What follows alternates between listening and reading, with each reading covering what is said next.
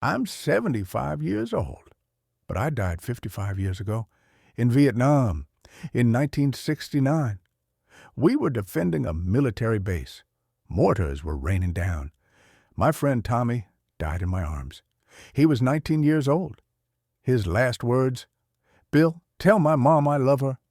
I died that day. Only my body came back to America.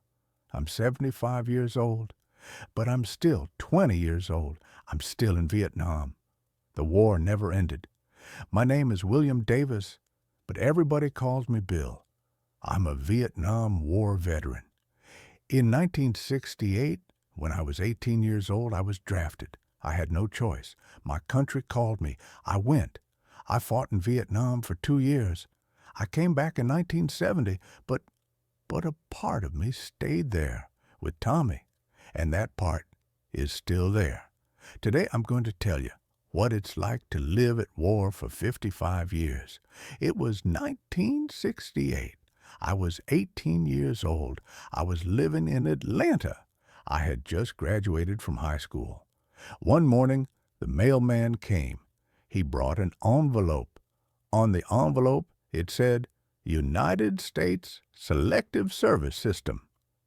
My hands were shaking. I opened it. Inside it said, "You are hereby ordered to report for induction into the armed forces of the United States." The draft. Mandatory military service. I was scared. So scared. At that time, the Vietnam War was going on. We saw it on television.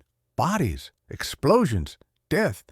I didn't want to go to Vietnam, but I had no choice. Some people went to college, got college deferments, rich families' kids, white kids. But I was black. I was poor. I didn't have money for college. I had to go. My mother cried that day. She said, "William, you're my baby. Please be careful." My father didn't say anything. He just touched my shoulder.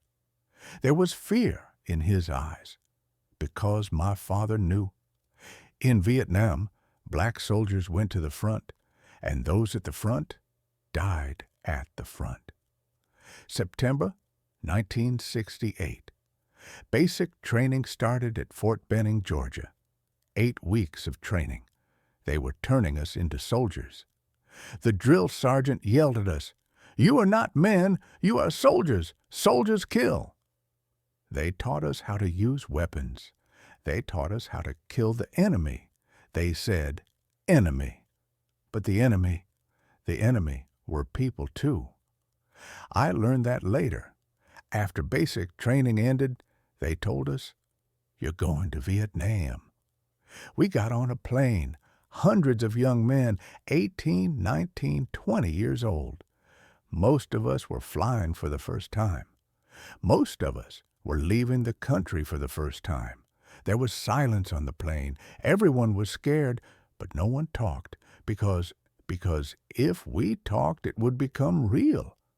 The plane landed in Saigon, Vietnam.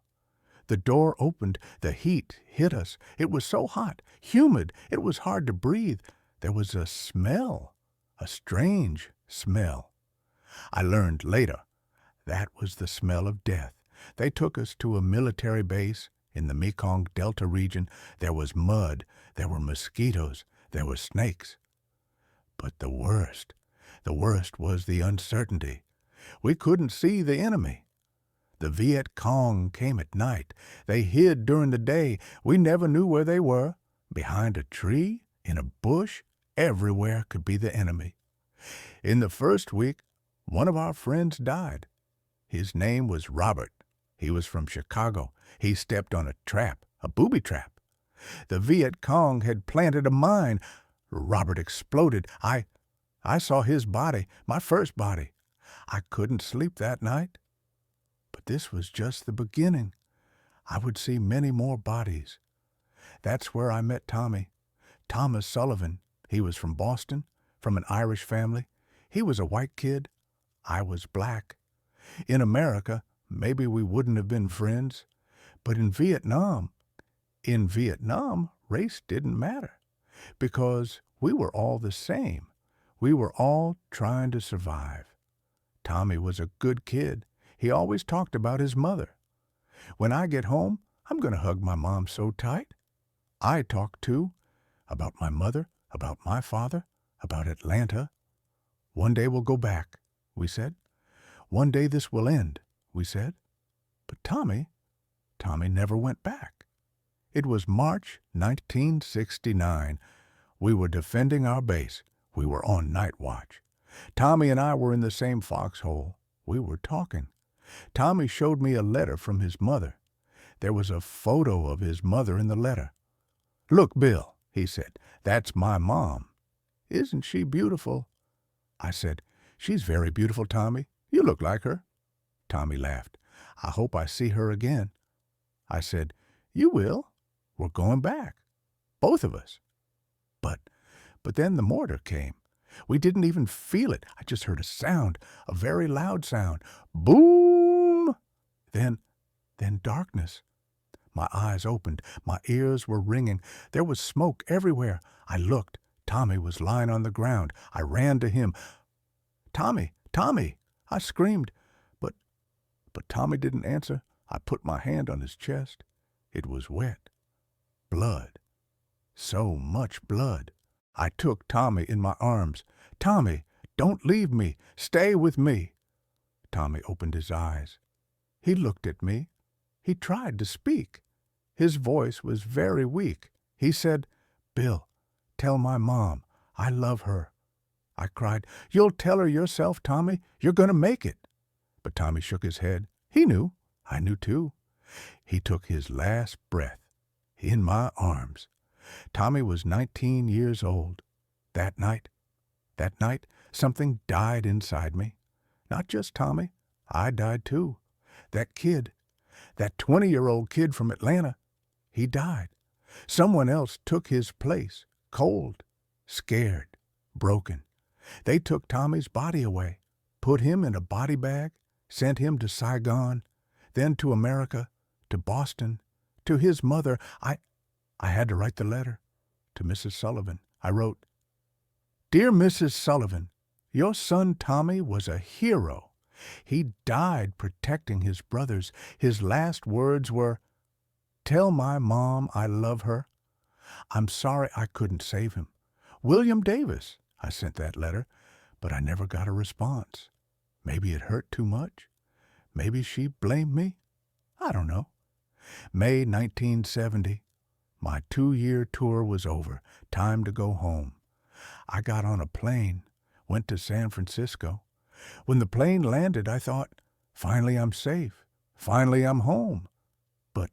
But I was wrong. I walked out of the airport. There were hundreds of people. They were protesting, anti-war protesters. They were holding signs. "Stop the war. Bring the troops home." I thought, good. They're against the war, too. So am I. But then they saw me. I was in uniform. They started yelling at me, "Baby killer! Murderer! You should be ashamed." Someone spit on me, on my face. I froze there. In Vietnam, I was under mortars. But this was worse. Because these were my people. These were my fellow Americans. And they hated me.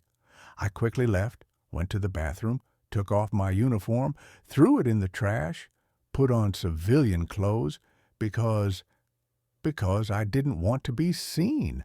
I didn't want to be a veteran. That day I understood I came back from Vietnam. But I didn't come home because home didn't exist anymore. I went back to Atlanta. My mother was waiting at the door. She hugged me. She cried. My baby is home. But I didn't feel home. My father looked at me. He saw something in my eyes. Maybe he noticed. I wasn't that kid anymore. I was different. I was broken. The first night at home, I couldn't sleep. I had a nightmare. I saw Tommy.